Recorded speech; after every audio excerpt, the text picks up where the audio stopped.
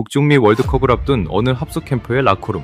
땀 냄새와 파스 냄새가 뒤섞인 그 비좁은 공간에 갑자기 낯선 향기가 퍼졌습니다. 멕시코 출신 미드필더 하비에르가 은박지에 둘둘 말린 정체불명의 무언가를 전자레인지에서 꺼내 한입 베어문 순간이었죠. 고소한 참기름 냄새, 김이 구워진 향, 그리고 알 수 없는 따뜻함이 라커룸 전체를 휘감았습니다.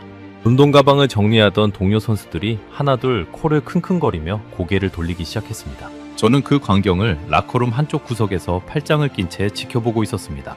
15년 경력의 국가대표팀 전속 스포츠 영양사로서 선수들의 입에 들어가는 모든 음식은 반드시 제 손을 거쳐야 한다는 철칙을 지켜온 사람이었거든요. 경기 전 탄수화물 섭취량, 단백질 비율, 수분 공급 시점까지 그램 단위로 관리하는 게 제 일이었습니다. 그런데 제 허락도 없이 선수들이 그 정체불명의 음식 앞에 우르르 몰려드는 겁니다. 한 명이 묻더군요. 그거 도대체 뭐야? 또 한 명이 손을 내밀며 외쳤습니다. 나도 한 입만 줘. 저는 미간을 잔뜩 찌푸렸습니다. 고작 검은 종이에만 밥 한 줄이 뭐라고 저렇게들 난리인가. 저는 그것이 그저 아시아 어딘가에 흔하디 흔한 길거리 간식일 뿐이라고 단정지었습니다. 선수의 몸에 들어갈 자격조차 없는 음식이라고 말이죠. 그러나 저는 그때 전혀 알지 못했습니다. 그 한 줄의 밥이 지구 반대편 미국에서 단 2주 만에 100만 줄이 팔려나가고 한 나라의 식탁 풍경을 통째로 뒤집어 놓았다는 사실을요. 저는 그날 라커룸을 빠져나오며 코웃음을 쳤습니다. 한때의 유행이겠지. 며칠 지나면 선수들도 다시 제가 짜놓은 식단으로 돌아오겠지. 그렇게 생각했습니다. 하지만 그 작은 소동은 끝이 아니라 시작이었습니다. 그날 이후 제 인생에서 가장 오래 지켜온 신념 하나가 송두리째 흔들리게 되었으니까요. 평범하기 짝이 없어 보이던 밥 한 줄이 어떻게 세계 최고의 운동선수들을 한자리에 불러 모았을까요? 그리고 음식에 관한 한 누구에게도 지지 않는다고 자부하던 저를 어떻게 이토록 처참하게 무너뜨렸을까요? 지금부터 그 믿기 힘든 이야기를 시작하겠습니다. 영상 시작 전 구독과 좋아요로 대한민국의 미래를 응원해주세요. 제 이름은 마르코 벤투리. 이탈리아 토리노에서 태어나 자란 올해로 영양사 경력 15년 차의 남자입니다. 제가 어떤 사람인지 이해하시려면 먼저 제가 자란 식탁을 떠올려 주셔야 합니다. 저희 집 부엌에서는 할머니가 직접 반죽한 생면이 매일 아침 빨랫줄처럼 널려 있었고 토마토 소스는 최소 4시간을 약한 불에 졸여야 비로소 식탁에 오를 자격을 얻었습니다. 음식이란 그렇게 시간과 정성을 들여야 하는 것이라고 저는 그 부엌에서 배웠습니다. 저희 이탈리아 사람들에게 음식은 단순히 배를 채우는 행위가 아닙니다. 그것은 자부심이고 정체성이며 거의 종교에 가까운 것이죠. 파스타면 하나를 삶는 시간조차 1초를 다투고 올리브유는 어느 지방의 어느 압착 방식인지를 따집니다. 식당에서 누군가 카푸치노를 오후에 주문하면 우리는 속으로 혀를 찰 정도입니다. 그만큼 우리는 음식에 관한 한 세상의 기준이 곧 우리라고 믿으며 살아왔습니다. 저 역시 그런 자부심을 뼛속까지 새기고 자란 사람이었습니다. 그래서 저는 음식에 관한 한 세상 누구보다 까다로운 사람이 되었습니다. 토리노 대학에서 영양학을 전공하고 프로축구단의 의무팀 산하에서 영양 책임자로 일하기 시작한 뒤로는 그 까다로움이 거의 결벽에 가까워졌죠. 저는 선수 한 명 한 명의 체지방률과 근육량, 경기 당일의 컨디션까지 계산해 식단을 짭니다. 경기 사흘 전부터는 탄수화물을 서서히 늘려 근육에 글리코겐을 채우고 경기 당일 아침에는 소화가 빠른 흰쌀과 잘 익은 바나나를 정해진 그램수만큼 제공합니다. 반 1g의 오차도 저는 용납하지 않았습니다. 제 신념은 단순했습니다. 선수의 몸은 덤은 정밀한 기계와 같아서 검증되지 않은 연료를 함부로 넣어서는 안 된다는 것이었죠. 그래서 저는 출처가 불분명한 음식, 영양 성분표가 없는 음식, 그리고 무엇보다 길거리에서 파는 듯한 가벼운 음식을 극도로 경계했습니다. 선수들이 몰래 사 먹는 햄버거나 탄산음료를 적발할 때면 마치 미수범을 잡은 형사처럼 단호하게 압수했고요. 동료들은 그런 저를 두고 부엌의 독재자라고 불렀습니다. 저는 그 별명이 싫지 않았습니다. 오히려 자랑스러웠죠. 실제로 저는 캠프에 도착한 첫날부터 주방을 통째로 점검했습니다. 냉장고 안의 식재료를 하나하나 꺼내 원산지를 확인했고 조미료의 나트륨 함량을 일일이 측정했습니다. 선수들이 즐겨 먹던 가공소스 몇 가지는 그 자리에서 폐기 처분했고요. 한 베테랑 요리사가 저를 못마땅한 눈으로 쳐다봤지만 저는 눈 하나 깜짝하지 않았습니다. 선수의 몸은 그들의 자산이기 이전에 한 나라의 자산이라고 저는 진심으로 믿었거든요. 그래서 저는 제 식단표밖에 그 어떤 음식도 절대 허락하지 않을 작정이었습니다.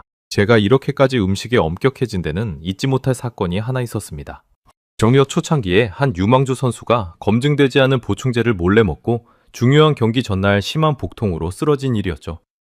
그 선수는 끝내 그 대회에 나서지 못했고 저는 영양 책임자로서 깊은 자책에 시달렸습니다. 그날 이후 저는 다짐했습니다. 다시는 출처가 불분명한 음식이 제 선수들의 몸에 들어가게 두지 않겠다고요. 그 다짐이 15년간 저를 부엌의 독재자로 만든 진짜 이유였습니다. 그러니 저에게 정체불명의 김말이 밥이란 단순한 간식이 아니라 절대 넘어서는 안 될 경계선 너머의 무언가였던 셈입니다.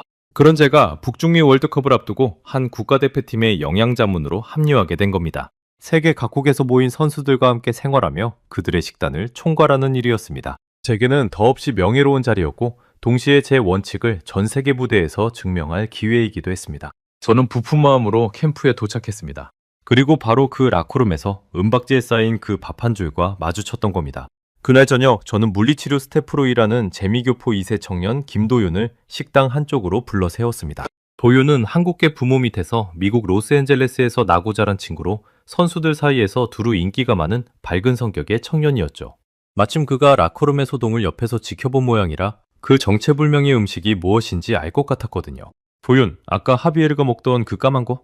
그게 도대체 뭔가? 제가 묻자 도윤은 환하게 웃으며 대답했습니다. 아, 그거요? 김밥이에요, 영양사님. 한국 음식, 김밥이라. 저는 그 낯선 단어를 입속에서 굴려보았습니다. 도윤은 신이 난 듯 말을 이었습니다. 작년에 미국에서 진짜 난리 났던 그 김밥이거든요. 마트에서 없어서 못 팔 정도였어요. 저는 피식 웃고 말았습니다. 마트에서 없어서 못 판다. 밥에 채소 몇 개 넣고 김으로만 음식이 말이죠. 도윤, 그건 그냥 간식이야. 선수가 먹을 음식이 아니라고. 제 목소리에는 숨길 수 없는 무시가 배어 있었습니다. 저는 그 음식의 정체를 안 순간 오히려 더 단호해졌습니다. 아시아의 길거리, 김말이 밥. 제가 평생 경계해온 바로 그 범주의 음식이었으니까요. 도윤은 잠시 머뭇거리다가 조심스럽게 말했습니다. 그래도 영양사님, 그거 생각보다 균형이 잘 잡힌 음식이에요. 밥이랑 채소랑 단백질이 한 줄에 다 들어있어서 저는 손을 들어 그의 말을 막았습니다. 도윤, 자네 마음은 알겠는데 내 식단표에 그런 출처불명의 간식이 들어올 일은 없을 거야. 우리 선수들은 검증된 음식만 먹어. 제 말투는 단호했고 도윤은 더 이상 반박하지 않았습니다. 저는 도윤의 설명을 들으면서도 속으로는 코웃음을 멈출 수 없었습니다. 제가 아는 한 김으로만 밥이라는 음식은 일본의 초밥과 비슷한 무언가일 거라고 짐작했거든요. 그런데 초밥조차 저는 선수 식단에 잘 넣지 않습니다. 날생선의 위생 문제, 식초에 절인 밥의 소화 부담을 일일이 따지면 결국 제 기준을 통과하기가 어려웠으니까요. 하물며 마트에서 파는 냉동김말이 밥이라니. 제 머릿속에서 그것은 이미 자격 미달의 인스턴트 식품으로 분류가 끝나 있었습니다. 저는 도윤에게 다시 한번 못을 박았습니다. 도윤, 내가 15년간 수백 명의 선수를 관리하면서 깨달은 게 하나 있어. 유행하는 음식치고 진짜 좋은 음식은 거의 없다는 거야. 사람들이 열광하는 데는 다 마케팅이 끼어 있는 법이거든. 도윤은 무언가 더 말하고 싶은 표정이었지만 결국 입을 다물었습니다. 저는 그 침묵을 제 승리로 받아들였습니다. 그날 밤 제 숙소로 돌아온 저는 노트북을 열어 그날의 식단 기록을 정리했습니다. 그러다 문득 라커룸에서 본 그 광경이 자꾸만 머릿속을 맴도는 겁니다. 세계 정상급 운동선수들이 제가 그토록 공들여 짠 단백질 쉐이크와 회복 식단을 두고서 고작 김밥 한 줄에 그렇게 눈을 빛내던 모습이요. 저는 그 장면을 애써 지워버리려 했습니다. 일시적인 호기심일 뿐이라고, 며칠이면 가라앉을 거라고 스스로를 다독였죠.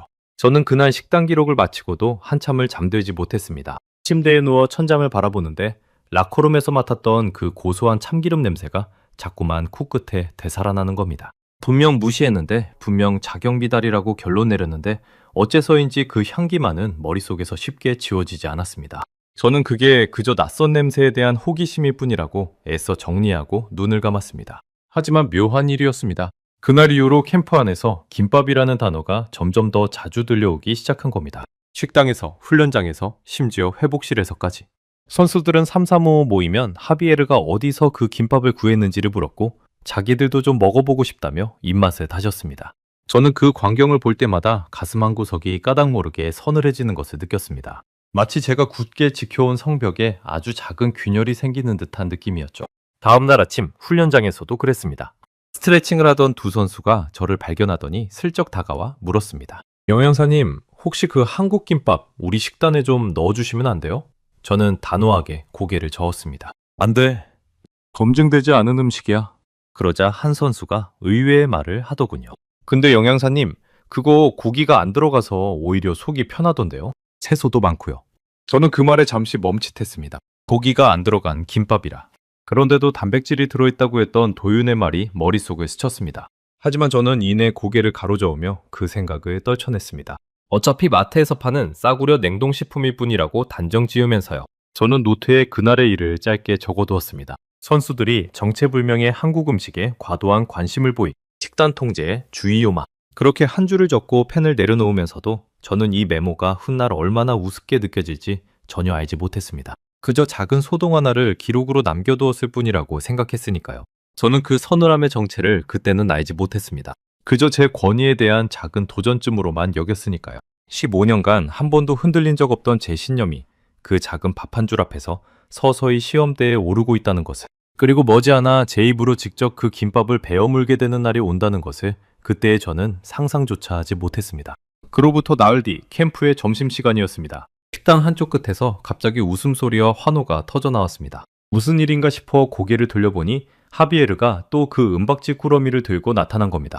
이번에는 한 줄이 아니라 무려 5줄이었습니다. 친구에게 어렵게 구했다며 하비에르는 그것을 동료 선수들에게 한 조각씩 나눠주기 시작했습니다. 순식간에 그 주위로 선수들이 몰려들었습니다.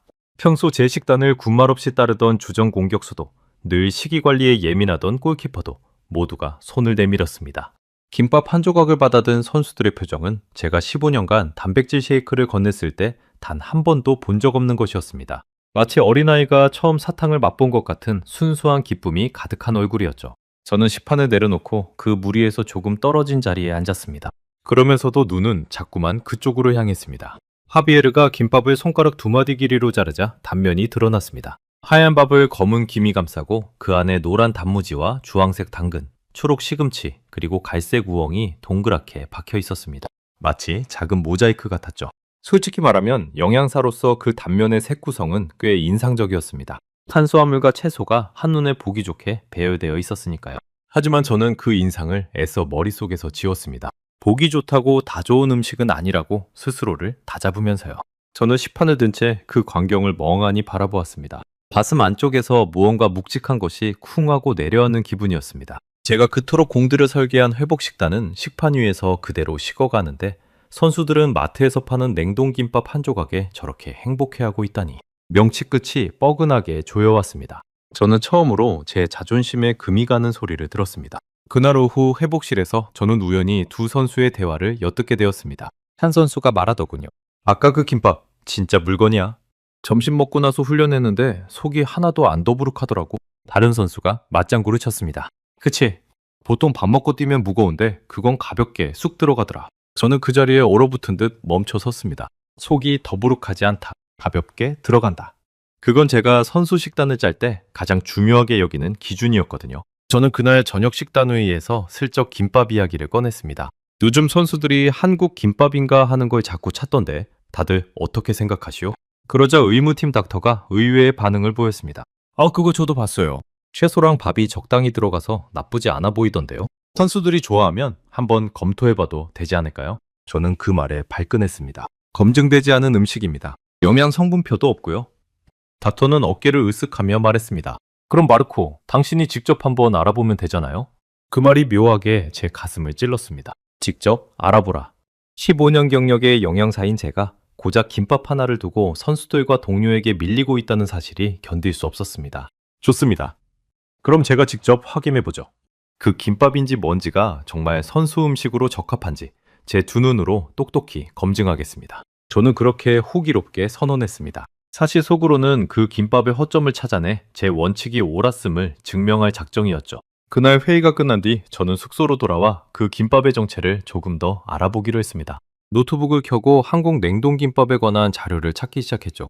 그런데 검색 결과를 보고 저는 적잖이 놀랐습니다. 미국의 큰 방송사가 이 김밥을 두고 뉴스를 내보냈고 유명 일간지까지 완판 소식을 다루고 있었던 겁니다. 한낱 냉동식품이 어떻게 이런 주목을 받는단 말인가. 저는 그 기사들을 대충 훑어보고는 노트북을 덮어버렸습니다.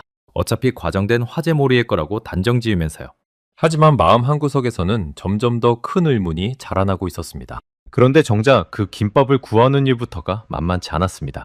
다음날 저는 도윤에게 부탁해 캠프 근처의 대형마트를 찾아갔습니다. 한국 냉동김밥이 있느냐고 직원에게 물었더니 직원은 난감한 표정을 지으며 말하더군요. 그 김밥이요? 들어오는 족족 다 팔려서 지금 매대가 텅 비었어요. 다음 입고가 언제일지도 모르겠네요. 저는 어이가 없었습니다. 마트 직원이 한낱 냉동식품 하나를 두고 이렇게 곤란해하다니요. 직원이 안내해준 냉동식품 코너로 가보니 정말로 그 자리만 휑하게 비어 있었습니다. 다른 냉동식품들은 가득 쌓여 있는데 유독 한국 김밥 칸만 텅 빈 채 가격표만 덩그러니 붙어 있었습니다. 한 줄에 3달러 99센트. 미국 현지에서 파는 일반 김밥이 7달러에서 12달러 사이인 걸 생각하면 절반도 안 되는 가격이었습니다. 저는 그 빈 매대를 한참 동안 바라보았습니다. 손바닥에 식은땀이 배어 나오는 게 느껴졌습니다. 저는 직원에게 다시 물었습니다. 그게 그렇게 잘 팔립니까? 직원은 고개를 끄덕이며 말했습니다. 잘 팔리는 정도가 아니에요. 트럭으로 들어오면 그날 오후면 거의 다 나가요. 어떤 손님은 3박스가 들어오기를 기다렸다가 한 번에 10개씩 사가기도 하고요. 저는 그 말을 듣고도 쉽사리 믿기지 않았습니다. 한 번에 10개라니. 도대체 무엇이 사람들을 이렇게까지 움직인단 말인가? 제 머릿속에서는 의문과 오기가 뒤엉켜 점점 더 커지고 있었습니다. 저는 그 텅 빈 매대 앞에서 한참을 서 있었습니다. 옆을 지나던 한 미국인 손님이 저처럼 빈칸을 보고는 작게 한숨을 내쉬며 혼잣말을 하더군요. 또 품절이네. 벌써 3번째야. 그러고는 아쉬운 얼굴로 발길을 돌렸습니다. 저는 그 모습을 보며 묘한 기분에 휩싸였습니다. 미국인이, 그것도 한국과 아무 연고도 없어 보이는 평범한 손님이 한국 김밥 하나를 사지 못해 저렇게 실망하다니. 제가 알던 음식의 세계가 어딘가 조금씩 어긋나고 있는 듯한 느낌이었습니다. 도윤이 옆에서 휴대폰을 보여주며 말했습니다. 영양사님, 이거 보세요. 온라인 커뮤니티에 사람들이 김밥 좀 그만 사가라고 하소연하는 글까지 올라와요. 매일 마트에 가는데 갈 때마다 품절이래요. 저는 그 화면을 들여다보며 미간을 좁혔습니다. 사람들이 식료품 하나를 두고 이렇게까지 안달한다니. 제 상식으로는 도무지 이해가 되지 않았습니다. 결국 그날 저는 빈손으로 캠프에 돌아왔습니다. 차 안에서 도윤에게 물었죠. 도윤, 솔직히 말해봐. 이게 정말 그렇게 대단한 음식인가? 아니면 그냥 사람들이 휩쓸리는 유행인가? 도윤은 잠시 생각하더니 진지한 얼굴로 말했습니다. 염양사님, 처음엔 저도 유행인 줄 알았어요. 근데 이게 벌써 몇 년째 이어지고 있거든요. 그냥 반짝하는 유행이었으면 진작 사라졌겠죠. 저는 그 말에 쉽게 답하지 못했습니다. 도윤은 운전대를 잡은 채 덧붙였습니다. 염양사님, 사실 이 김밥이 처음부터 인기였던 건 아니래요. 미국 사람들은 원래 김밥을 잘 몰랐대요. 스시롤만 알았지. 그런데 어떤 영상 하나가 퍼지면서 갑자기 다들 찾기 시작한 거죠. 저는 그 말에 귀를 기울였습니다. 영상 하나로 한 나라의 식문화가 움직였다고. 그게 정말 가능한 일인가? 도윤은 신호 대기 중에 휴대폰을 꺼내 그 영상을 찾아 보여주려 했지만 마침 신호가 바뀌어 다시 출발해야 했습니다. 저는 그 영상의 정체가 못내 궁금해졌습니다. 캠프로 돌아오는 내내 창밖을 바라보며 저는 묘한 패배감에 사로잡혔습니다. 검증하겠다고 호기롭게 나섰는데 정작 그 음식을 손에 넣는 것조차 실패하고 돌아오는 길이라니. 입안이 바싹 마르고 혀끝이 까끌거렸습니다. 제가 평생 우습게 보아온 그 김밥 한 줄이 어느새 저로서는 쉽게 구할 수조차 없는 귀한 물건이 되어 있었던 겁니다. 그날 밤 저는 침대에 누워 천장을 음시하며 처음으로 솔직한 질문을 스스로에게 던졌습니다. 만약 이게 정말 단순한 유행이 아니라면, 만약 선수들이 옳고 내가 틀린 거라면, 그 질문이 떠오른 순간 저는 황급히 고개를 흔들어 그 생각을 밀어냈습니다. 그럴 리 없다고, 내가 15년간 쌓아온 기준이 틀렸을 리 없다고 대내면서요. 하지만 한번 떠오른 그 질문은 좀처럼 사라지지 않았습니다. 그날 밤 제 머릿속에서는 빈매대의 모습과 김밥을 받아든 선수들의 환한 얼굴이 자꾸만 겹쳐 떠올랐습니다. 두 장면 사이에 분명 어떤 연결고리가 있을 텐데 저는 그것을 아직 붙잡지 못하고 있었습니다. 영양사로서 15년을 살아오며 수많은 식품을 분석해왔지만 이렇게까지 정체를 종잡을 수 없는 음식은 처음이었습니다. 어떤 데이터로도 어떤 성분표로도 설명되지 않는 무언가가 그 한 줄 안에 들어있는 것만 같았죠. 이튿날 저는 결심을 굳혔습니다.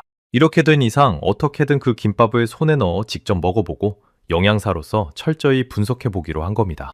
도윤에게 수소문을 부탁했고 그는 한인마트와 온라인 주문처를 샅샅이 뒤지기 시작했습니다. 저는 그저 이 김밥의 정체를 파헤쳐 제 원칙이 옳았음을 증명하고 싶었을 뿐이었습니다. 그러나 그 한 입이 제 15년 인생을 송두리째 뒤흔들어 놓을 줄은 그때까지도 저는 꿈에도 알지 못했습니다. 도윤이 김밥을 구해온 것은 그로부터 사흘 뒤 늦은 저녁이었습니다.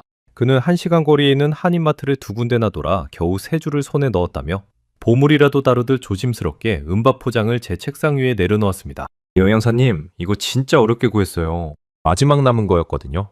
저는 그 포장지를 한참 들여다보았습니다. 포장지에는 영어가 아니라 한국어 발음 그대로 김밥이라는 이름이 큼지막하게 적혀 있었습니다. 그 아래에는 한국식 두부와 채소가 들어간 김말이라는 설명이 작게 붙어 있었고요. 저는 그 이름이 흥미로웠습니다. 보통 해외에 수출되는 음식은 현지인이 부르기 쉬운 이름으로 바꾸기 마련인데 이 김밥은 자기 이름을 그대로 고집하고 있었던 겁니다. 마치 나는 나일 뿐이라고 당당하게 외치는 듯했죠. 저는 그 이름 하나에서 묘한 자부심을 일궈냈습니다. 보통 음식이 낯선 나라로 건너갈 때는 그 나라 사람들이 발음하기 편하게 이름을 바꾸거나 이미 알려진 비슷한 음식에 빗대 소개하기 마련입니다. 가령 만두를 중국식 이름이나 일본식 이름으로 부르는 식으로요. 그런데 이 김밥은 달랐습니다. 코리안 스시 같은 이름으로 타협하지 않고 김밥은 김밥이라며 한국어 발음 그대로를 포장지에 새겨넣은 겁니다. 저는 영양사이기 이전에 한 사람의 음식 애호가로서 그 당당함에 잔잔한 감탄을 느꼈습니다. 저는 포장을 뜯기 전에 먼저 영양사로서의 의식을 치렀습니다. 제품 뒷면의 정보를 꼼꼼히 살핀 거죠. 그런데 거기서 첫 번째 놀라움이 찾아왔습니다. 이 김밥에는 고기가 전혀 들어있지 않았습니다. 햄도, 소고기도, 달걀도 없었습니다. 대신 그 자리를 한국식 두부인 유부와 우엉이라는 뿌리채소가 채우고 있었습니다. 저는 고개를 갸웃했습니다. 단백질원으로 동물성 재료를 빼고 식물성으로만 구성하다니. 의도된 설계인가? 아니면 그저 사정이 있었던 건가? 도윤이 옆에서 설명을 보탰습니다. 영양사님, 그거 원래는 고기를 넣고 싶어도 못 넣은 거래요. 미국에 고기를 수출하려면 통관 절차가 엄청 까다롭거든요. 그래서 고기 대신 유부랑 우엉을 넣었는데 그게 오히려 대박이 난 거예요. 미국에서 채식하는 사람들, 건강식 찾는 사람들한테 딱 맞아 떨어진 거죠. 저는 그 말에 눈썹을 치켜 올렸습니다. 제약을 기회로 바꿨다는 거군. 흥미로운 이야기였습니다. 도윤은 휴대폰으로 무언가를 찾아 보여주며 말을 이었습니다. 영양사님, 이게 더 신기한 건요. 이 김밥을 만드는 회사가 원래 엄청 큰 대기업이 아니래요. 직원이 100명도 안 되는 작은 회사였대요. 저는 그 말에 눈을 크게 떴습니다. 직원 100명도 안 되는 회사가 미국 전역을 들썩이게 만들었다고. 도윤은 고개를 끄덕였습니다. 그것도 한국의 서울이 아니라 구미라는 지방도시에 있는 회사래요. 저는 그 사실이 쉽게 믿기지 않았습니다. 작은 지방회사의 냉동김밥 한 줄이 어떻게 태평양을 건너 미국인의 식탁을 점령했단 말인가. 마침내 저는 포장을 뜯었습니다. 전자레인지의 대우자, 그 라크룸에서 처음 맡았던 고소한 참기름 향이 제 좁은 숙소를 가득 채웠습니다. 며칠간 제 코끝을 맴돌던 바로 그 냄새였죠. 저는 김밥 한 조각을 집어들었습니다. 손끝에 따뜻한 온기가 전해졌습니다. 그리고 잠시 망설였습니다. 15년간 지켜온 제 원칙을 깨고 마침내 그 검증되지 않은 음식을 제 입에 넣으려는 순간이었으니까요. 저는 그 첫 한 입을 베어 물기 전에 잠깐 동안 제 손에 들린 김밥 조각을 가만히 바라보았습니다. 검은 김 위로 윤기가 살짝 돌았고 데워진 밥에서는 김이 모락모락 피어올랐습니다. 15년 영양사 인생에서 저는 단 한 번도 식단표 밖의 음식을 제 입에 넣은 적이 없었습니다. 그러니 이 한 입은 단순히 김밥 하나를 먹는 행위가 아니라 제가 스스로 세운 철벽 같은 원칙에 처음으로 작은 구멍을 내는 일이었던 셈입니다. 손가락 끝이 살짝 굳어지는 것을 느끼며 저는 마침내 입을 벌렸습니다. 저는 천천히 한 입 베어 물었습니다. 그 순간 저는 숨을 멈췄습니다. 입안에서 여러 가지 맛이 한꺼번에 펼쳐졌습니다. 고슬고슬한 밥알, 아삭하게 씹히는 당근과 우엉, 부드러운 유부, 그리고 그 모든 것을 감싸는 김의 짭조름하고 고소한 풍미. 어느 하나가 튀지 않고 완벽하게 어우러져 있었습니다. 저는 두 번째 조각을 입에 넣으며 생각했습니다. 이건 그냥 간식이 아니야. 저는 한 입을 더 베어 물며 김의 식감에 주목했습니다. 보통 냉동식품을 데우면 재료가 눅눅해지거나 물기가 흥건해지기 마련인데 이 김밥은 그렇지 않았습니다. 밥알은 적당히 촉촉하면서도 흩어지지 않았고 김은 눅눅하지 않게 제 형태를 유지하고 있었습니다. 영양사로서 저는 이 점이 무엇을 의미하는지 곧바로 알아챘습니다. 이런 식감을 냉동 상태에서 유지하려면 단순히 얼리고 녹이는 차원을 훨씬 넘어서는 기술이 필요하다는 것을요. 저는 그 한 줄 안에 숨어있는 보이지 않는 기술의 무게를 느끼기 시작했습니다. 영양사의 머리가 빠르게 돌아가기 시작했습니다. 저는 무의식적으로 이 한 줄의 영양 구성을 분석하고 있었습니다. 밥은 탄수화물이자 에너지원, 유부는 식물성 단백질, 당근과 시금치, 우엉은 식이섬유와 각종 비타민, 힘은 미네랄과 요오드의 보고.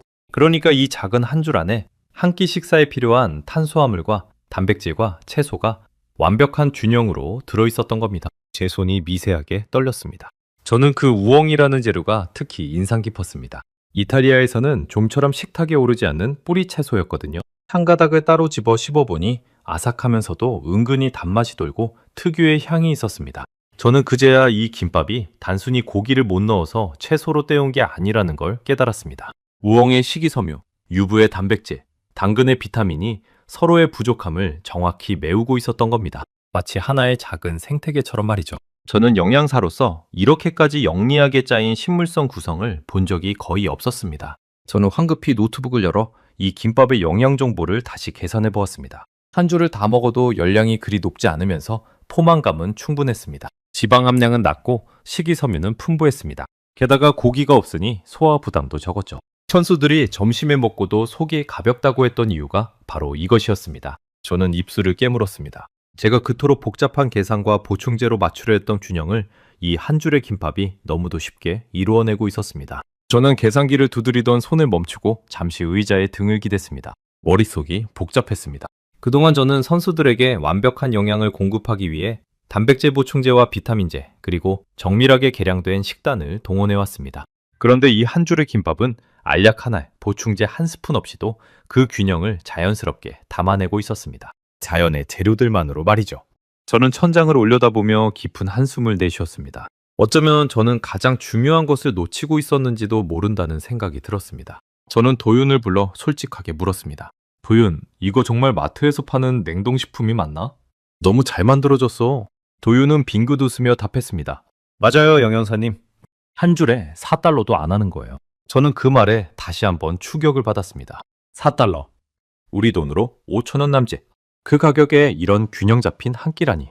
제가 선수들에게 제공하던 회복식 한 끼의 단가를 떠올리니 헛웃음이 나올 지경이었습니다. 문득 저는 제가 평소 선수들에게 입버릇처럼 하던 말이 떠올랐습니다. 좋은 음식은 비싸고 좋은 영양은 노력이 필요하다. 그게 제 15년 신념의 핵심이었습니다. 그런데 지금 제 손에 들린 이 4달러짜리 김밥은 그 신념을 정면으로 반박하고 있었습니다. 값싸고 간편하고 게다가 균형까지 완벽했으니까요. 저는 그 모순 앞에서 한동안 말을 잃었습니다. 제가 옳다고 믿어온 것들이 이렇게 손쉽게 뒤집힐 수 있다는 사실이 영양사로서 자존심이 강했던 저에게는 적잖은 충격이었습니다. 그날 밤 저는 쉽게 잠들지 못했습니다. 침대에 누워서도 입안에 남은 그 고소한 여운이 자꾸만 떠올랐습니다. 15년간 저는 좋은 음식이란 복잡하고 정교한 것이어야 한다고 믿어왔습니다. 그런데 이 단순하기 짝이 없는 김밥 한 줄이 제 모든 믿음에 의문을 던지고 있었습니다. 정말 좋은 음식은 어쩌면 복잡함이 아니라 단순함 속에 있는 게 아닐까. 그런 생각이 처음으로 제 머릿속을 스쳤습니다. 이튿날 아침 저는 평소보다 일찍 일어나 캠프 주방으로 향했습니다. 어젯밤 남겨둔 김밥 한 줄을 다시 꺼내 단면을 자세히 들여다보기 위해서였죠. 칼로 조심스럽게 잘라 단면을 보니 채소들이 마치 정밀하게 설계된 것처럼 일정한 두께로 가지런히 배열되어 있었습니다. 특히 당근은 놀라울 만큼 얇고 균일하게 채 썰려 있었습니다. 저는 그 단면을 보며 직감했습니다. 이건 그냥 대충 만든 음식이 아니야. 누군가 이 한 줄에 엄청난 공을 들였어. 저는 단면을 들여다보다가 문득 도윤이 며칠 전에 했던 말이 떠올랐습니다. 당근도 그냥 넣는 게 아니라 몇 밀리미터로 채를 썰어야 가장 맛있는지 수없이 시험했다는 이야기였죠. 그때는 흘려들었는데 지금 이 단면을 직접 보고 나니 그 말이 무겁게 다가왔습니다. 당근 한 조각의 두께까지 고민했다는 것은 이 김밥을 만든 사람들이 맛을 우연에 맡기지 않았다는 뜻이었습니다. 모든 것이 의도되고 계산된 결과였던 겁니다. 저는 칼을 내려놓으며 나직이 감탄했습니다. 이건 음식이 아니라 정교한 작품에 가깝구나. 그때 주방으로 들어온 의무팀 닥터가 제 모습을 보고 놀란 듯 물었습니다. 마르코, 당신이 웬일로 김밥을 그렇게 들여다보고 있어요? 저는 멋쩍게 웃으며 대답했습니다. 닥터, 제가 아무래도 이 음식을 너무 우습게 봤던 것 같습니다. 닥터는 의외라는 표정을 지었습니다. 부엌의 독재자 입에서 그런 말이 나오다니. 저는 손에 든 김밥 단면을 다시 한번 바라보며 중얼거렸습니다. 이건 간식이 아닙니다. 완벽하게 설계된 한 끼예요. 그날 오후 저는 캠프 식당에서 하비에르를 따로 만났습니다. 그에게 어떻게 이 김밥을 처음 알게 됐는지 물어보고 싶었거든요. 하비에르는 환하게 웃으며 답했습니다. 한국계 친구가 하나 줬어요. 처음엔 그냥 호기심에 먹어봤는데 먹고 나서 훈련하니까 몸이 진짜 가볍더라고요. 그때부터 계속 찾게 됐죠. 저는 그의 말을 가만히 들었습니다. 선수 본인이 자기 몸으로 직접 효과를 느꼈다는 것. 그건 제 어떤 영양 데이터보다 강력한 증언이었습니다. 저는 그 자리에서 제 고집이 또 한 번 무너지는 것을 느꼈습니다. 하비에르는 마지막으로 한마디를 덧붙였습니다. 영양사님, 솔직히 저는 영양사님 식단도 좋아요. 근데 이 김밥은 뭐랄까, 먹으면 기분까지 좋아져요. 그게 다른 점이에요. 저는 그 말에 한참을 멍하니 서 있었습니다. 먹으면 기분이 좋아진다.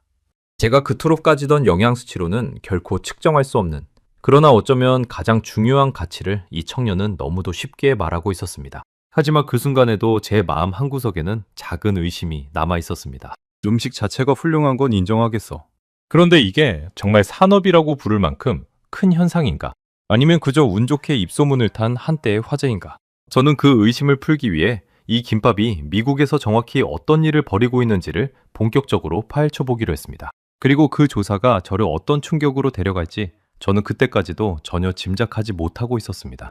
그날 밤 저는 숙소 책상 앞에 앉아 노트북을 열었습니다. 단순한 호기심이 아니라 영양사로서의 직업적 자존심을 걸고 이 김밥의 정체를 끝까지 파헤쳐 보기로 한 겁니다. 저는 미국에서 이 냉동김밥이 정확히 어떤 일을 벌이고 있는지 그 숫자들을 하나하나 찾아나가기 시작했습니다. 처음 제 눈에 들어온 것은 그 회사가 미국의 한 대형 유통체인에 처음 김밥을 납품했을 때의 이야기였습니다.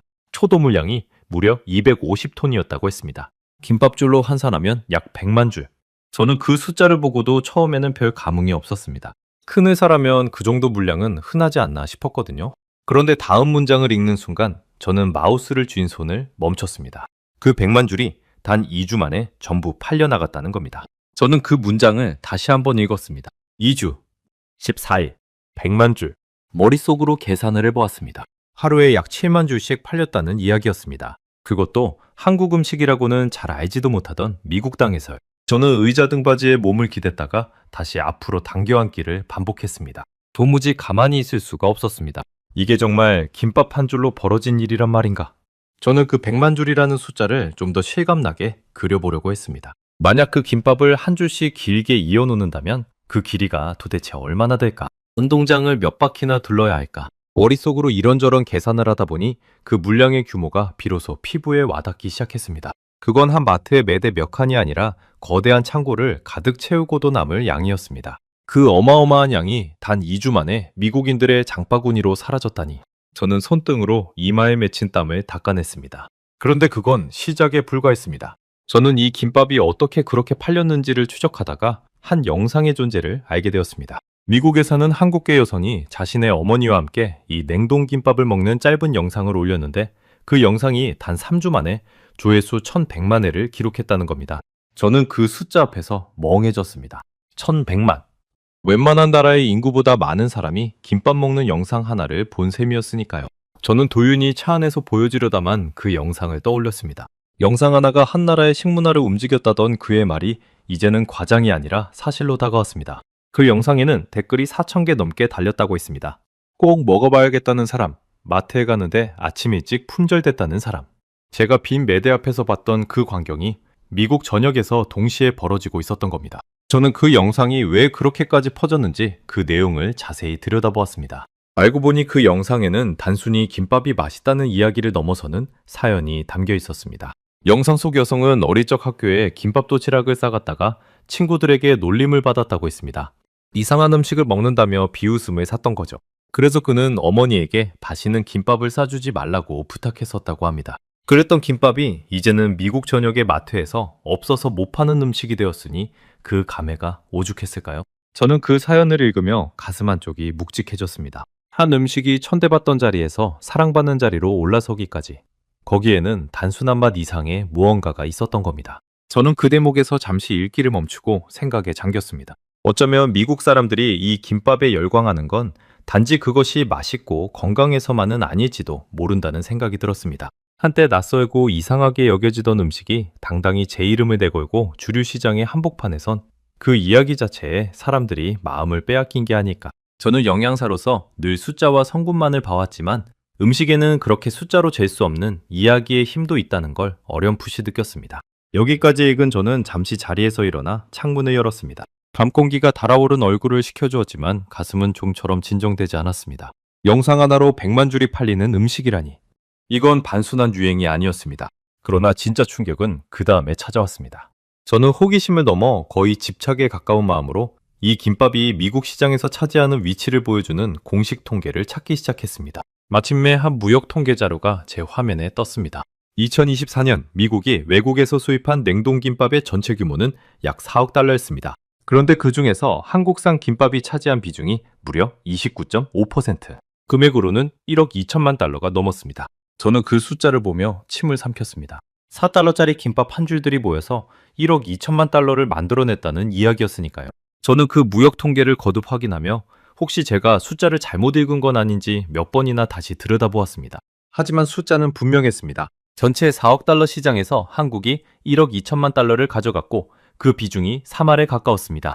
게다가 그 시장 자체도 한 해 만에 28% 넘게 커진 상황이었죠. 다시 말해 파이 자체가 빠르게 커지는 와중에 한국이 그 커진 파이에서 가장 큰 조각을 베어물고 있었던 겁니다. 저는 그 구도를 머릿속으로 그려보며 나직이 신음했습니다. 이건 단순히 잘 팔리는 정도가 아니라 시장을 주도하고 있는 거였습니다. 하지만 저를 진짜로 얼어붙게 만든 건 그 옆에 적힌 한 줄이었습니다. 한국이 그 점유율로 캐나다를 제치고 미국 냉동김밥 시장 1위에 올라섰다는 겁니다. 저는 그 문장을 보고 헛웃음을 터뜨릴 뻔했습니다. 김밥은 누가 뭐래도 한국 음식인데 그 김밥 시장에서 한국이 1위가 아니었던 적이 있었다는 사실 자체가 충격이었거든요. 한국은 자기 음식의 종주국 자리를 데이터로, 숫자로 되찾아온 셈이었습니다. 게다가 그 성장 속도가 무서웠습니다. 한국산 김밥의 수출은 1년 만에 63.8%나 늘어났습니다. 반면 1위 자리를 내준 캐나다는 거의 제자리 걸음이었죠. 저는 그 대비를 보며 등줄기가 서늘해졌습니다. 한쪽은 폭발적으로 치솟고 한쪽은 멈춰 있었습니다. 이건 따라잡힌 게 아니라 추월당한 거였습니다. 그것도 압도적인 속도로요. 저는 문득 한국이라는 나라가 이 김밥 하나에 보여준 태도를 다시 떠올렸습니다. 포장지에 자기 음식의 이름을 그대로 새겨 넣은 그 당당함. 고기를 못 넣게 되자 오히려 채소로 승부를 본 그 영리함. 당근 한 조각의 두께까지 따진 그 집요함. 그리고 그 모든 것이 모여 마침내 자기 음식의 시장에서 1위 자리를 되찾아온 결과 저는 그것이 단지 운이 좋아서 벌어진 일이 아니라는 걸 분명히 알 수 있었습니다. 거기에는 한 나라에 그리고 그 음식을 만든 사람들의 끈질긴 의지가 깔려 있었던 겁니다. 저는 노트에 그 숫자들을 차곡차곡 적어 내려갔습니다. 한 줄에 4달러, 표도 물량 250톤, 100만 줄이 2주 만에 완판, 영상 조회수 1100만 회, 댓글 4천여 개, 2024년 미국 시장 점유율 29.5%, 수출액 1억 2천만 달러, 전년 대비 성장률 63.8%, 캐나다를 제치고 시장 1위. 그렇게 한 줄 한 줄 적다 보니 노트 한 페이지가 온통 김밥의 기록으로 가득 찼습니다. 저는 그 페이지를 한참 동안 내려다보았습니다. 이 모든 게 고작 몇 년 사이에 벌어진 일이라는 사실이 도무지 실감나지 않았습니다. 저는 노트북 화면을 멍하니 바라보며 한참을 그대로 있었습니다. 머릿속에서 그동안의 숫자들이 작은 것부터 큰 것까지 차례로 쌓여갔습니다. 한 줄에 4달러, 100만 줄이 2주 만에, 영상 조회수 1100만, 점유율 29.5%, 1억 2천만 달러, 성장률 63.8%. 그 숫자들이 하나씩 머릿속에 박힐 때마다 제 안에서 무언가가 무너져 내리는 소리가 들렸습니다. 저는 두 손으로 얼굴을 감쌌습니다. 그때 저도 모르게 입에서 한마디가 새어나왔습니다. 250톤이 2주 만에 사라졌다고. 그게 음식 하나로 가능한 일이야? 저는 빈방에 혼자 앉아 그 말을 소리내어 중얼거렸습니다. 15년간 음식을 다뤄온 전문가인 저조차 이런 일은 단 한 번도 본 적이 없었습니다. 라면도, 만두도, 그 어떤 가공식품도 이런 식으로 한 나라의 시장을 단숨에 뒤집지는 못했으니까요. 저는 그 김밥의 성공이 단순한 우연이 아니었다는 증거를 또 하나 발견했습니다. 이 냉동김밥이 인기를 끌자 처음 그 길을 연 작은 회사 외에도 한국의 여러 식품 회사들이 잇따라 미국 시장에 뛰어들었다는 겁니다. 큰 대기업까지 김밥 수출에 나섰고 이제는 미국뿐 아니라 캐나다와 프랑스 그리고 여러 나라로 김밥이 팔려나가고 있었습니다. 한 줄의 김밥이 길을 트자 그 뒤로 거대한 행렬이 따라붙은 셈이었습니다. 저는 그 광경을 머릿속에 그리며 감탄을 금치 못했습니다. 한 줄의 작은 성공이 어떻게 산업 전체를 끌어올리는지를 저는 두 눈으로 똑똑히 확인하고 있었습니다. 게다가 그 인기의 배경에는 마침 전 세계를 휩쓴 건강식 열풍과 점심값이 치솟던 시대 상황까지 맞물려 있었습니다. 사람들은 더 건강하면서도 더 저렴한 한 끼를 찾고 있었고 한국의 냉동김밥은 그 두 가지를 동시에 충족시켰던 겁니다. 저는 그 절묘한 타이밍에 다시 한번 무릎을 쳤습니다. 좋은 음식을 만드는 것만으로는 부족합니다. 그것이 세상이 필요로 하는 바로 그 순간에 정확히 도착해야 하죠. 한국의 김밥은 그 모든 조건을 완벽하게 맞춰냈던 겁니다. 저는 그제야 깨달았습니다. 제가 마주한 것은 한때의 유행도, 운 좋은 입소문도 아니었습니다. 이것은 하나의 거대한 산업이었습니다. 작은 지방도시의 직원 100명도 안 되는 회사가 시작한 일이 어느새 미국이라는 거대한 시장을 움직이는 산업으로 자라나 있었던 겁니다. 그 사실 앞에서 저는 영양사로서, 한 사람의 음식 전문가로서 더 이상 고개를 들 수가 없었습니다. 저는 그 회사가 처음 미국 시장에 문을 두드린 과정도 찾아보았습니다. 알고 보니 이 작은 회사는 어느 식품박람회에서 미국 대형 유통체인의 구매 담당자를 우연히 만난 것이 계기였다고 합니다. 그 담당자가 전시 부스에서 김밥을 먹어보더니 질문을 쏟아내기 시작했고, 회사 대표는 그 모습을 보며 직감했다는 겁니다. 이거 되겠다 하고요. 하지만 그 직감이 실제 주문으로 이어지기까지는 1년이 넘는 끈질긴 협상이 필요했습니다. 수없이 견적서를 보내고 수없이 김밥을 홍보하고, 그렇게 11개월을 매달린 끝에야 비로소 첫 주문이 확정되었다고 했습니다. 저는 그 대목을 읽으며 고개를 끄덕였습니다. 하루아침에 이루어진 성공이 아니었던 겁니다. 보이지 않는 곳에서 흘린 땀이 그만큼 길고 깊었던 거죠. 저는 그 11개월이라는 숫자가 묘하게 마음에 남았습니다. 직원 100명도 안 되는 작은 회사가 거절당해도 다시 견적서를 보내고 외면당해도 다시 김밥을 들이밀며 버텨낸 그 시간. 저라면 과연 그렇게까지 할 수 있었을까? 저는 제 자신에게 물어보았습니다. 그리고 솔직히 자신이 없었습니다. 저는 그동안 제 권위와 경력에 안주해왔을 뿐 무언가를 위해 1년 가까이 문전박대를 견뎌본 적이 있었던가 싶었거든요. 저는 다음날 아침 도윤을 다시 불러 제가 밤새 알아낸 숫자들을 들려주었습니다. 100만 줄이 2주 만에, 점유율 29.5%, 1억 2천만 달러. 제 이야기를 듣던 도윤의 눈이 점점 커졌습니다. 영양사님, 그걸 다 밤새 찾아보신 거예요? 저는 고개를 끄덕이며 멋쩍게 웃었습니다. 도윤, 내가 정말 큰 착각을 하고 있어서. 이건 김밥이라는 음식 하나의 이야기가 아니야. 참나라가 자기 음식을 어떻게 세계에 알리는지에 관한 이야기더라고. 도윤은 잠시 말이 없다가 조용히 미소 지으며 말했습니다. 영양사님이 그렇게 말씀하시니까 저도 한국 사람으로서 괜히 코끝이 찡하네요. 저는 그 말에 가만히 그의 어깨를 두드려 주었습니다. 저는 천천히 손을 내리고 책상 위에 놓인 빈 김밥 포장지를 바라보았습니다. 며칠 전까지만 해도 제가 자병미달이라 단정짓던 그 한 줄이 이제는 제 머릿속에서 완전히 다른 무게로 다가왔습니다. 저는 그 포장지를 손에 들고 조용히 말했습니다. 내가 졌어. 완전히 졌어. 한 줄의 가치를 못 본 건 선수들이 아니라 바로 나였어. 그 순간 제 두 눈에 까닭모를 뜨거움이 차올랐습니다. 저는 제 노트북 화면을 끄고 어두워진 방 안에서 한참을 가만히 앉아 있었습니다. 창밖으로는 캠프의 가로등 불빛만이 희미하게 빛나고 있었습니다. 며칠 전까지만 해도 저는 이 김밥을 두고 선수들에게 검증되지 않은 간식이라며 큰 소리를 쳤습니다. 그런데 지금 저는 그 김밥 앞에서 영양사로서의 15년 경력이 얼마나 좁고 오만한 것이었는지를 절감하고 있었습니다. 제 무릎 위에 올려놓은 두 손이 가볍게 떨렸습니다. 부끄러움과 경외감이 뒤섞인 난생 처음 느껴보는 떨림이었습니다. 저는 그날 밤 오래도록 잠들지 못했습니다. 다만 이전에 잠 못 이루던 밤과는 전혀 다른 종류의 감정이었습니다. 이전이 인정하기 싫은 불편함이었다면 이번에는 무언가를 향한 경외감에 가까웠습니다. 저는 이 김밥이 어떻게 여기까지 왔는지 그 시작점을 직접 알고 싶어졌습니다. 직원 100명의 작은 회사가 어떻게 태평양 너머의 시장을 정복했는지를요. 그리고 그 답을 찾아가는 여정이 저에게 음식의 진짜 의미를 가르쳐 주리라는 것을 저는 어렴풋이 예감하고 있었습니다. 그로부터 일주일 뒤 저는 도윤의 도움을 받아 그 김밥을 만든 회사에 관한 자료를 더 깊이 파고들기 시작했습니다. 단순히 숫자가 아니라 그 숫자 뒤에 숨은 사람들의 이야기를 알고 싶었거든요. 그렇게 찾아 들어간 그 회사의 시작은 제 예상을 한참 벗어나 있었습니다. 이 회사가 처음부터 잘 나가는 식품 기업이었던 건 아니었습니다. 오히려 그 반대였습니다. 2022년 그들이 한국에서 냉동김밥을 처음 내놓았을 때 시장의 반응은 거의 없었다고 합니다. 생각해보면 당연한 일이었습니다. 한국에서는 어디서든 간 만든 김밥을 쉽게 살 수 있으니 굳이 얼린 김밥을 사 먹을 이유가 없었던 거죠. 저는 그 대목에서 잠시 멈칫했습니다. 자기 나라에서조차 외면받던 음식이 어떻게 바다 건너에서는 그렇게 사랑받게 되었을까? 저는 그 회사가 자리 잡은 곳이 한국의 수도 서울이 아니라 구미라는 지방도시라는 사실에 다시 한번 눈길이 갔습니다. 화려한 대도시도 아니고 이름난 식품단지도 아닌 곳. 그런 작은 도시의 한 공장에서 세계를 뒤흔든 김밥이 한 줄 한 줄 만들어지고 있었던 겁니다. 저는 그 공장의 풍경을 머릿속으로 그려보았습니다. 새벽부터 불을 밝힌 작업장, 밥을 짓고 채소를 썰고 김을 마는 사람들의 분주한 손길, 그 평범한 사람들의 손에서 비범한 결과가 태어나고 있었던 거죠. 저는 그 보이지 않는 손길들의 마음속으로 깊은 경의를 표했습니다. 답은 그들이 포기하지 않고 눈을 바깥으로 돌렸다는 데 있었습니다. 한국에서 안 팔리면 김밥이 귀한 해외로 가자. 그렇게 마음먹은 그들은 한 식품박람회에서 미국의 큰 유통회사 바이어를 만났고 거기서부터 길고 험난한 협상이 시작되었던 겁니다. 저는 그 과정을 따라가며 한 가지 사실에 특히 마음이 끌렸습니다. 바로 그들이 김밥의 식감을 지키기 위해 기울인 노력이었습니다.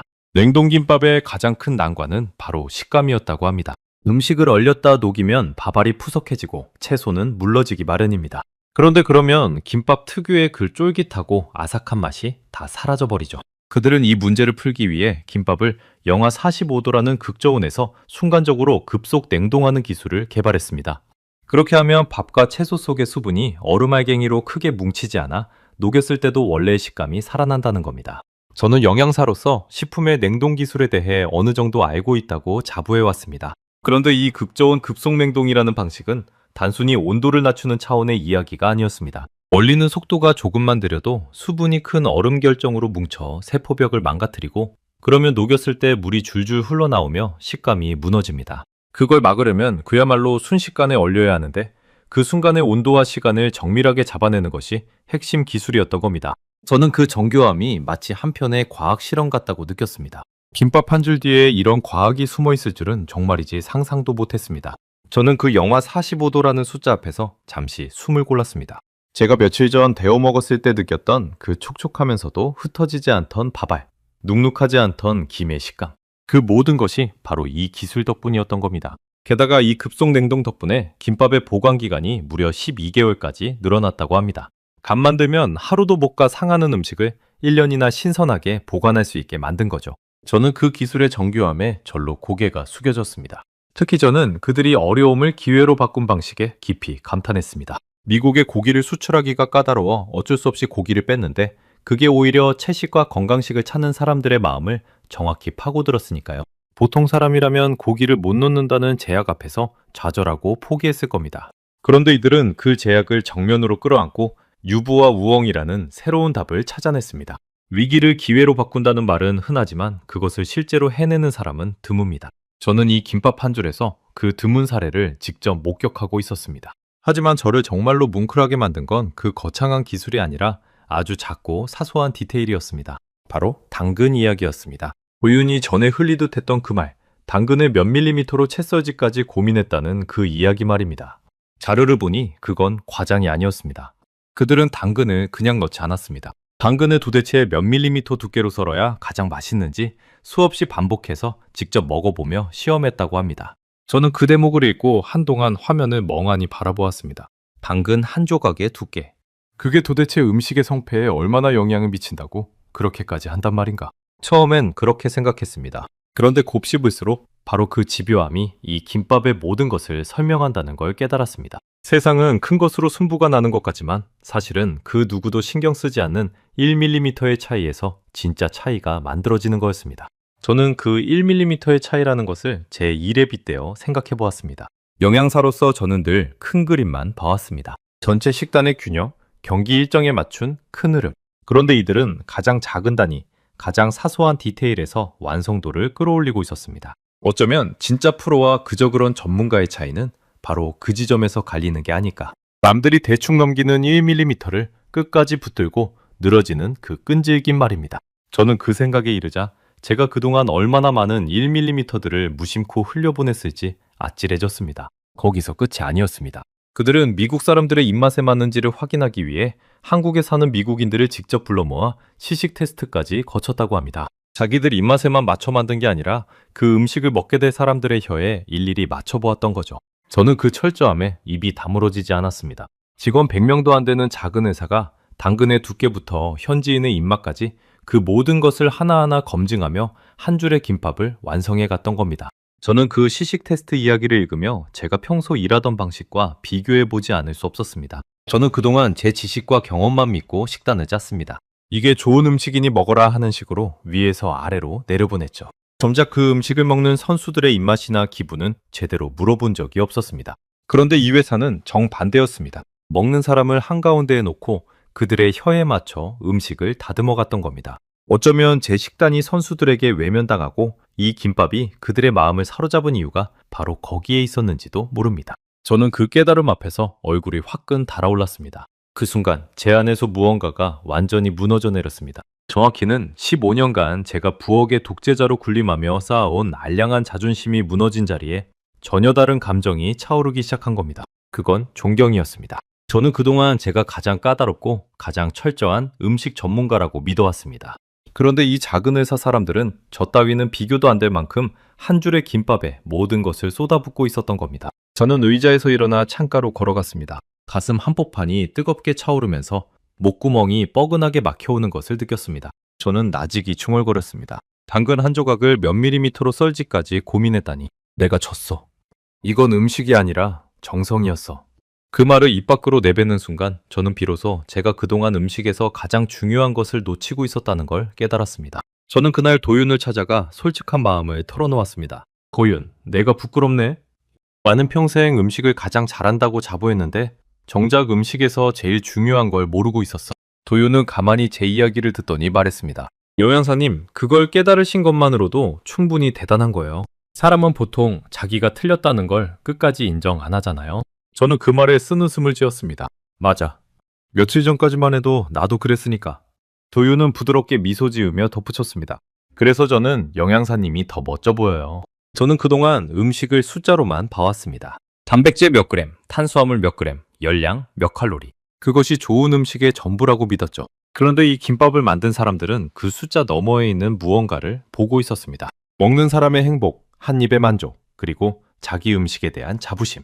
하비에르가 했던 그 말, 먹으면 기분까지 좋아진다던 그 말의 의미를 저는 그제야 온전히 이해할 수 있었습니다. 그날 저녁 저는 오랜만에 제 고향 토리노의 할머니 부엌을 떠올렸습니다. 4시간에 졸이던 토마토 소스, 매일 아침 널어두던 생면. 그 부엌에서 할머니가 제게 가르쳐준 것도 결국 같은 것이었습니다. 음식이란 정성이고 사랑이라는 것. 그런데 저는 어느 순간부터 그 가르침을 잊고 음식을 그저 관리해야 할 수치로만 대해왔던 겁니다.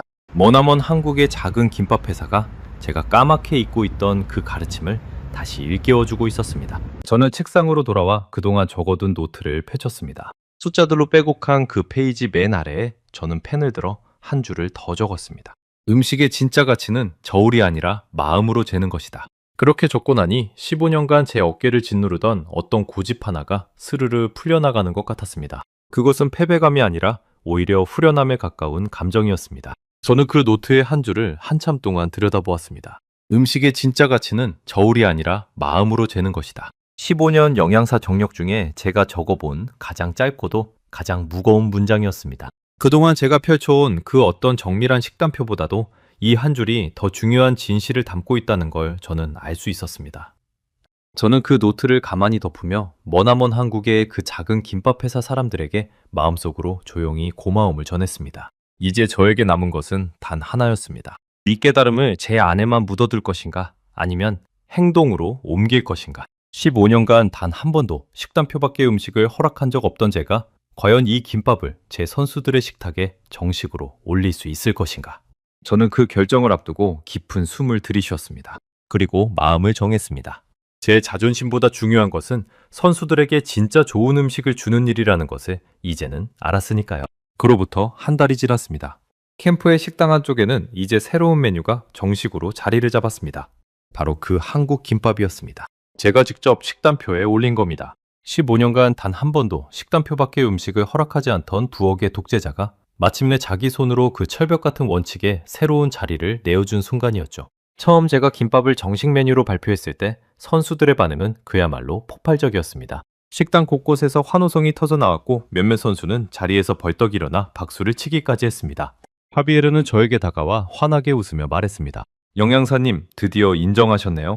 저는 멋쩍게 웃으며 그의 어깨를 두드렸습니다. 자네가 옳았어, 하비에르. 한 줄의 가치를 못 본 건 나뿐이었지. 그날 점심 저는 직접 김밥을 데워 선수들에게 나눠주었습니다. 한 달 전 라커룸에서 선수들이 김밥을 두고 모여들 때 멀찍이 서서 인상을 찌푸리던 제가 이제는 그 김밥을 손수 건네고 있었던 겁니다. 선수들은 그런 제 모습이 신기한 듯 웃었고 저도 함께 웃었습니다. 부엌의 독재자라는 별명이 무색하게 그날 식당에는 어느 때보다 따뜻한 공기가 흘렀습니다. 저는 단순히 김밥을 메뉴에 추가하는 데서 그치지 않았습니다. 김밥을 기본으로 삼되 선수들의 경기 일정과 회복 주기에 맞춰 보완하는 저맘의 응용 식단을 새로 짰습니다. 한국 회사가 보여준 그 정성과 디테일을 제 방식대로 이어받고 싶었거든요.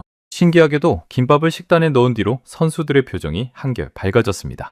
잘 먹는다는 것이 단순히 영양을 채우는 일이 아니라 마음을 채우는 일이기도 하다는 걸 저는 그제야 몸으로 깨달았습니다. 저는 거기서 멈추지 않았습니다. 다른 나라 대표팀에서 일하는 동료 영양사들에게도 이 김밥 이야기를 적극적으로 전하기 시작한 겁니다. 처음엔 그들도 한 달 전에 저처럼 시큰둥했습니다. 마트에서 파는 냉동식품이 뭐 그리 대단하냐는 거였죠. 그러면 저는 빙긋 웃으며 제 노트를 펼쳐 보였습니다. 핵만줄이 2주 만에, 점유율 29.5%, 그리고 당근 한 조각에 2개까지. 제 이야기를 끝까지 들은 동료들은 하나같이 입을 다물지 못했습니다.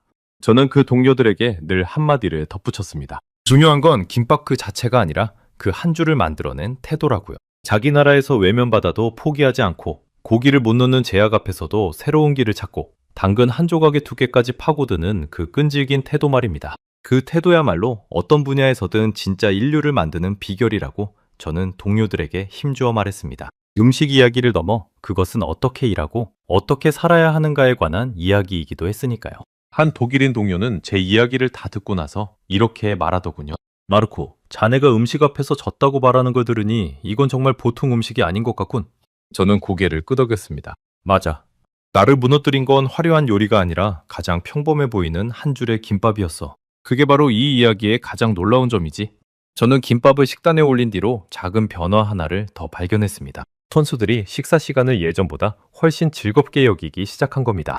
예전에는 제가 짜준 식단을 의무처럼 묵묵히 먹던 선수들이 이제는 식당에 모여 김밥을 먹으며 웃고 떠들었습니다. 한 끼의 식사가 그저 영양 공급이 아니라 동료들과 마음을 나누는 시간으로 바뀐 거죠. 저는 그 광경을 지켜보며 음식이 가진 진짜 힘이란 결국 사람을 한자리에 모으는 데 있다는 걸 새삼 느꼈습니다. 그 독일인 동료는 며칠 뒤 저에게 따로 연락을 해왔습니다. 자기도 김밥을 직접 구해 먹어봤다며 자네 말이 맞았다고 솔직하게 인정하더군요. 저는 그 전화를 받으며 빙긋 웃었습니다. 한 달 전에 제가 그랬듯 또 한 사람이 그 한 줄 앞에서 마음의 빗장을 푼 셈이었으니까요. 김밥 한 줄이 만들어낸 변화의 물결이 이렇게 한 사람 또 한 사람에게로 번져가는 것을 지켜보는 일은 생각보다 훨씬 더 가슴 벅찬 경험이었습니다. 가끔 저는 혼자 조용히 그 첫 한 입의 순간을 떠올립니다. 검증되지 않은 음식이라며 잔뜩 경계하던 제가 마지못해 입을 벌리던 그 순간을요. 그때 저는 한 줄의 김밥을 먹은 게 아니었습니다. 15년간 저를 가둬온 오만이라는 껍데기를 처음으로 깨고 나온 거였죠. 그 한 입이 없었다면 저는 지금도 좁은 우물 안에서 제가 세상의 전부를 안다고 착각하며 살고 있었을 겁니다. 저는 요즘 들어 부쩍 그 작은 회사 사람들이 보여준 마음가짐을 자주 떠올립니다. 그들은 거대한 자본도 화려한 명성도 없었습니다. 그저 한 줄에 김밥을 제대로 만들겠다는 우직한 진심 하나뿐이었죠. 그런데 그 진심이 결국 태평양을 건너고 시장을 뒤집고 저 같은 이방인의 마음까지 움직였습니다. 저는 그 사실에서 묘한 위안을 얻습니다. 세상이 아무리 크고 거칠어도 결국 사람의 마음을 움직이는 건 진심이라는 것. 그 단순한 진리를 한국의 김밥 한 줄이 다시 증명해준 셈이니까요. 음식에는 국경이 없다는 말이 있습니다. 하지만 저는 이번 일을 겪으며 그 말을 조금 다르게 이해하게 되었습니다. 음식에 국경이 없는 게 아니라 좋은 음식은 국경을 넘어 사람과 사람을 잇는다는 것이었습니다. 한국의 작은 도시에서 만들어진 김밥 한 줄이 멕시코 선수의 손을 거쳐 이탈리아 영양사인 저의 마음을 열고 이제는 전 세계 동료들에게로 퍼져나가고 있었으니까요. 돌이켜보면 한 달 전에 저는 참 어리석었습니다. 저는 제가 음식에 관한 한 누구보다 열린 사람이라고 믿었지만 사실은 누구보다 닫힌 사람이었던 겁니다. 낯선 것을 낯설다는 이유만으로 밀어냈고 제 경험밖의 가치를 인정하려 하지 않았으니까요. 그런 저를 바꾼 것이 다름 아닌 가장 소박하고 가장 평범해 보이던 김밥 한 줄이었다는 사실이 지금도 신기할 따름입니다. 저는 이 이야기의 진짜 주인공이 누구인지 압니다. 그것은 제가 아니라 머나먼 한국 구미의 그 작은 공장에서 새벽부터 밥을 짓고 채소를 썰던 이름 모를 사람들입니다. 당근 한 조각의 두께를 두고 밤새 고민하던 그들의 집념이 결국 세계 최고의 운동선수들을 한자리에 불러모았고 저처럼 콧대 높은 전문가의 무릎을 꿇렸습니다. 평범함 속에 숨은 그 비범한 정성이야말로 진짜 한국의 힘이라고 저는 믿습니다. 이제 저는 누가 김밥을 두고 그저 간식일 뿐이라고 말하면 조용히 미소 지으며 이렇게 답합니다. 한번 드셔보세요. 그리고 그 한 줄 안에 담긴 이야기를 들어보세요. 그러면 당신도 알게 될 겁니다. 어떤 음식은 단순히 배를 채우는 것이 아니라 한 사람의 세계를 통째로 바꿔놓을 수 있다는 것을요. 저의 세계가 그러했듯이 말입니다. 가장 평범한 한 줄이 가장 비범한 감동을 만들어낸다는 것. 그리고 진심을 담은 정성은 언어도 국경도 뛰어넘어 결국 누군가의 마음에 닿는다는 것. 그것이 이 작은 김밥 한 줄이 저에게 가르쳐준 평생 잊지 못할 교훈입니다. 저는 다음 시간에도 전 세계를 놀라게 할 대한민국의 이야기로 다시 찾아뵙겠습니다. 감사합니다.